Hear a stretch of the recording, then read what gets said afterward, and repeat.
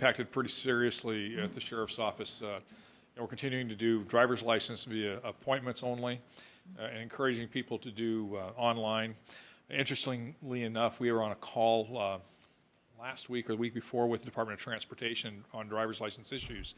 And even though our volume through the door has decreased based on the appointments only, our overall volume has increased significantly because people are actually taking advantage of the online opportunities, and which might be a good thing in the long run because it'll reduce the lines in driver's license when people realize that I can go get my renewal online just a lot easier than I can get it at the driver's license office. Obviously, the jail is impacted. Not only employees but also contract employees we've had have tested positive, as well as inmates, and so our medical staff at the jail has knocked it out of the park. They have just been rock stars, taking care of everything they can, employees and inmates as well. We only have a couple of people who are symptomatic, and we're starting to see that we've turned the tide, we think, at this point.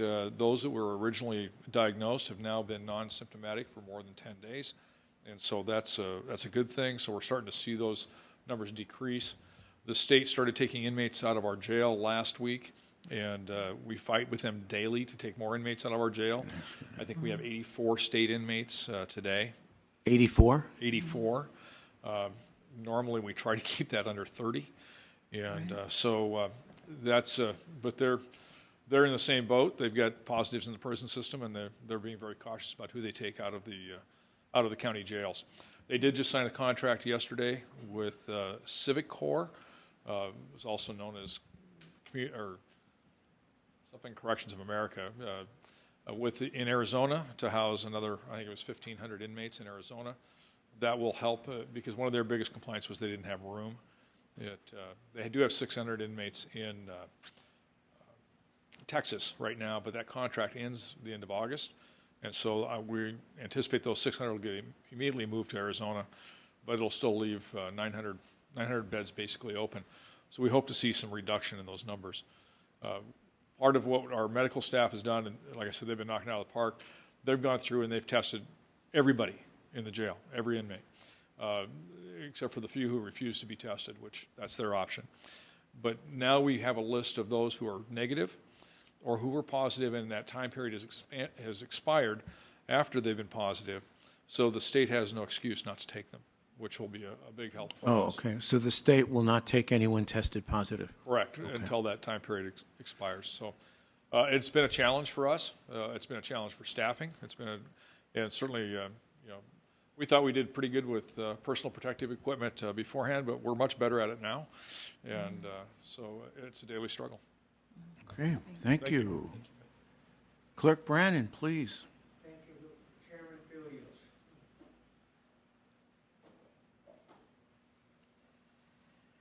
Well, in addition to, as Prosecutor McHugh alluded to, getting the courts back open, I'd like to speak a little bit about elections. Please. We're hoping that people cannot be reinfected. If so, we're great, because almost everybody out there has had some sort of level of difficulty with the COVID virus.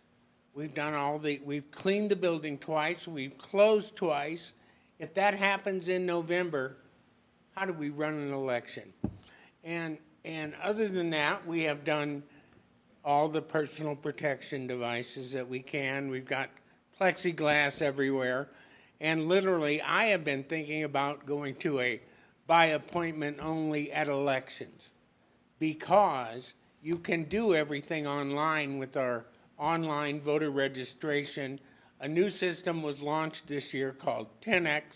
It's very user friendly, and you can register and you can you can request your absentee ballots. Everything can be done online.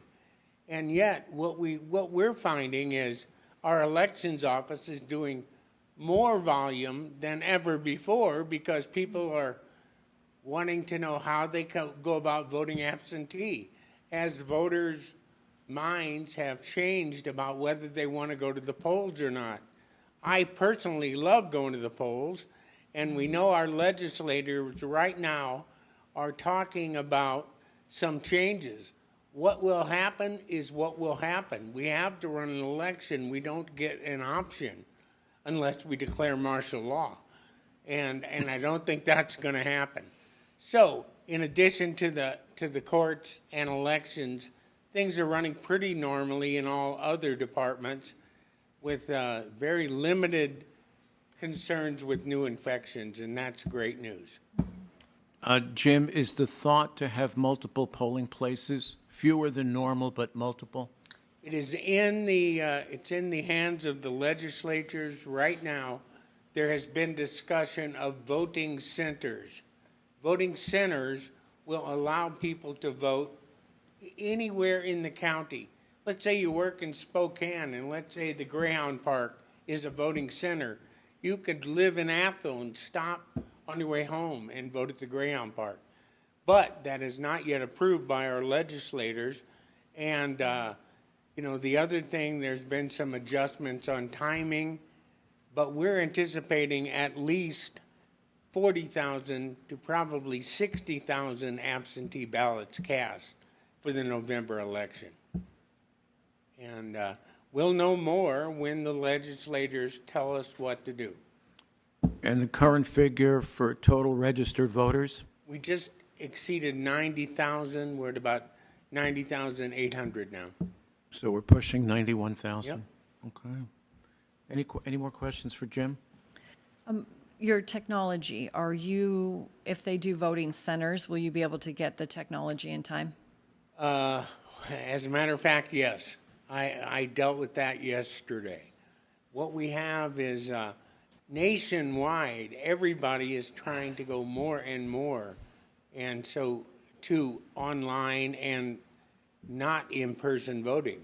So we're trying to get what we need ordered, and I believe a letter of intent will be coming from the Secretary of State for your review. Okay. Any other questions for Clerk Brannon? Thank you, Jim. Thank you.